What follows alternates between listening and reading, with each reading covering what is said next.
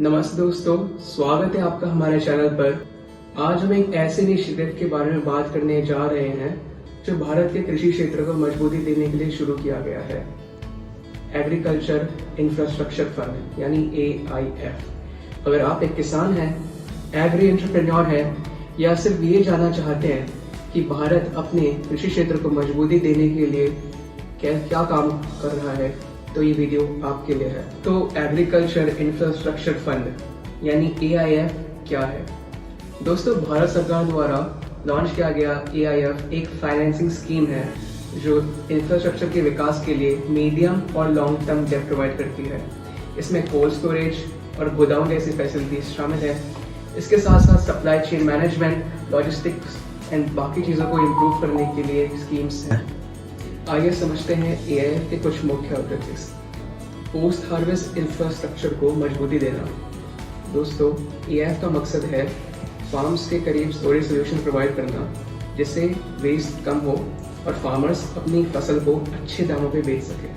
दूसरा, फार्मर्स और agree entrepreneurs को मजबूती देना।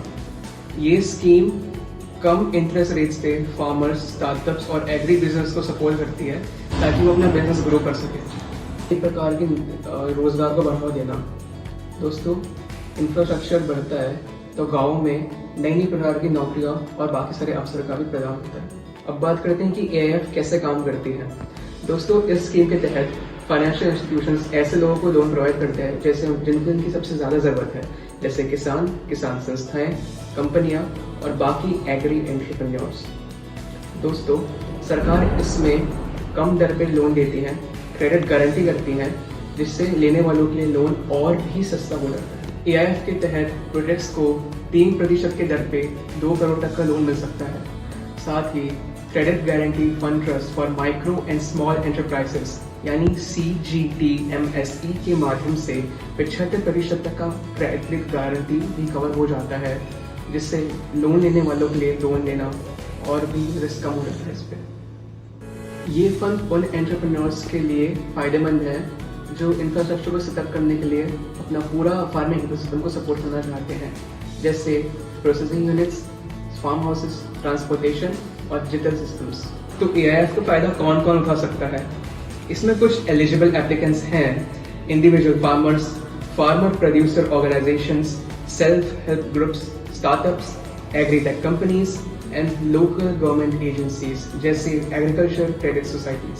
अप्लाई करने के लिए एप्लीकेंट्स को अपनी प्रपोजल ऑनलाइन AIF पोर्टल पर सबमिट करनी होती है, जिसके बाद लोन देने की प्रक्रिया बैंक्स के द्वारा शुरू होती है।